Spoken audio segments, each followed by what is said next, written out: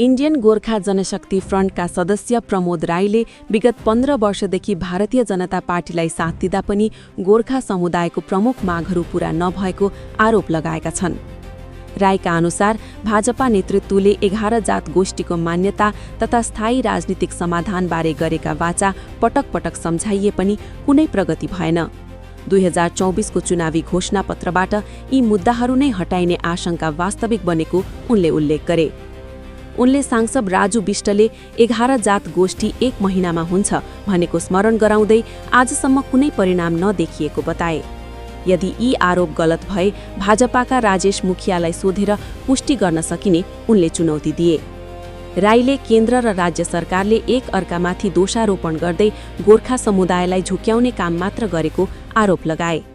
11 जातका सोझा मानिसहरूलाई झुक्याउने होइन, समाधान दिनुपर्छ उनले भने। सभा सुरु हुनु बित्तिकै बत्ती जाँदा च्वास्सै भयो त, किनभने एडवर्ड सर पनि कता न कता बङ्गालकै बिटिम भन्ने छ त हल्ला। अन्त बङ्गालकै बिटिम भा उहाँकोमा अस्ति क्रिसमसको अगाडिको टाइमतिर किन चाहिँ उहाँको बार बन्द गर्थ्यो होला भन्ने कुरोलाई त मैले अघि बुझेँ कि होइन, त्यो टाइममै ठिक्कै बत्ती बन्द गरिदियो है। हुनसक्छ त्यो संयोगवश हो, तरै पनि स्वास्थ्य क्या त त्यस्तो हुँदाखेरि चाहिँ त्यति बेलाका अलिकति कुरा गरिदिइराखौँ म तपाईँहरूलाई। पावरको कुरा मात्रै होइन, आजभन्दा 28 वर्ष अगाडि, अहिले 2026, 1998 मा पाहाडको युथहरू चाहिँ हामीले 100 जनाको बिहान डिएमलाई डेपुटेसन दिएर सिङताम ओह्रालो हिँडेर बिजनबारी स्कुलमा बसेर त्यहाँ फेरि पैदल यात्रा गरेर राममाम हाइड्रो प्रोजेक्ट दिएका थियौँ 1998 सालमा।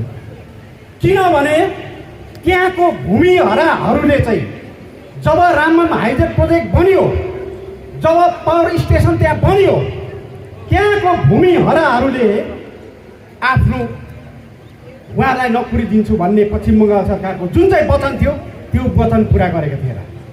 र त्यति बेला हामीले खोज्दै जाँदा, उहाँलाई सोध्दै जाँदाखेरि पाहाडमा चाहिँ यदि सम्पूर्ण पाहाडको कुना काप्चामा, हाट बजारमा, गाउँघरमा स्ट्रिट लाइटहरू लगाएर साह्रै पावरको डिस्टर्ब हुन्छ, कति पावरले चाहिँ पाहाडमा यथेष्ट हुन्छ भनेर सोद्धाखेरि 7 मेगावाटले हुन्छ भनेका थिए। अघि बत्ती जाँदा भनेकै मैले 1998 को टाइममा, आजभन्दा 28 वर्ष अगाडि त्यहीँनिर अफसरले भन्नुहुँदै थियो त्यो पावरले 52 मेगावाट सम्म उत्पन्न गर्दो रहेछ।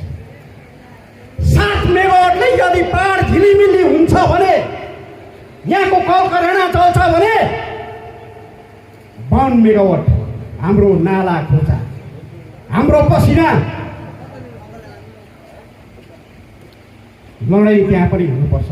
बत्ती गएर मन ठुस्सै हामीलाई त्यो भन्ने मात्र होइन, हाम्रो कमाई, हाम्रो पाहाडको जलबाट निक्लेको शक्ति पनि बङ्गाल सरकारले त्यसरी खाइरहेको छ, केन्द्र सरकारले त्यसरी खाइरहेको छ।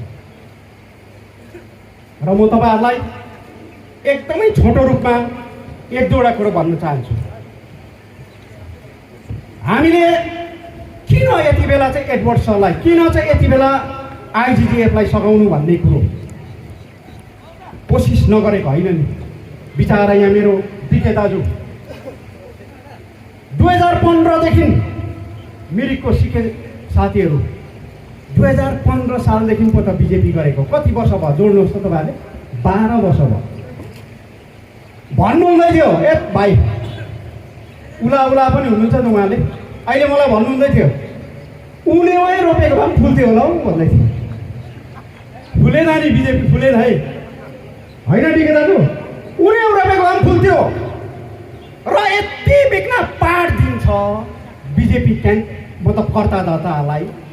बिचरा मण्डलहरू बोल्नु नसकेको त, हाम्रो चाहिँ एउटा टिम थियो, 27-28 जनाको टिम थियो, मुद्दाको लागि घरिघरि झकझकाइरहने एउटा टिम थियो। हामीलाई गरेको बाचाहरूको कहिले हुन्छ भन्ने एउटा टिम थियो। तर त्यो टिमलाई जब हामी मण्डलहरूले सिलगढीको मिलन मोडमा एउटा सभा गरेका थियौँ, अब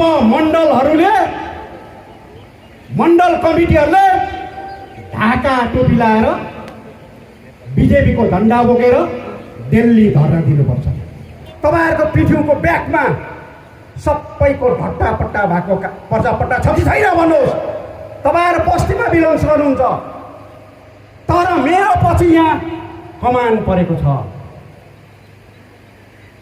पर्जापट्टाको हेर्नुहोस् कुरा।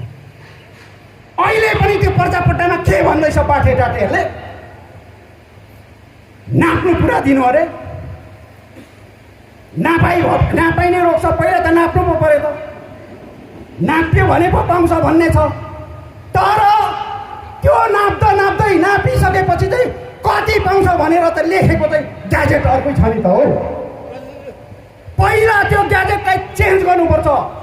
1 अगस्त 2023 को ग्याजेटलाई एज इज वेयर इज बेसिसमा यदि त्यहाँनिर सर्वे गरिन्छ भने सर्वे गरिसकेपछि ती जमिनहरू कमानको 30 श्रमिकहरू जसको 1 डेसिमल होस्, जसको धेरै डेसिमल होस् अथवा ऐकरसम्म हो दिनु सक्नु पर्यो नि त हो। यो कुरो चाहिँ बङ्गाल सरकारसँग हामी एकदमै राम्रो मिलेका छौँ, सरकारसँग राम्रो सम्बन्ध छ भनेर उठाउनु पर्ने पिएम प्रमुखले हो कि होइन? तपाईँलाई सोध्दैछु, हो कि होइन? अनि थापाज्यूले त्यहाँनिर एज वेयर इज बेसिसमा सर्वे भइसकेपछि त्यति नै दिनुपर्छ भन्ने कुरो पनि ग्याजेट ल्याउनु पर्यो नि त। पहिला ग्याजेट लिएन, तर जबरजस्ती त्यही अहिले पनि फड्कालिरहेको छ उनीहरूले।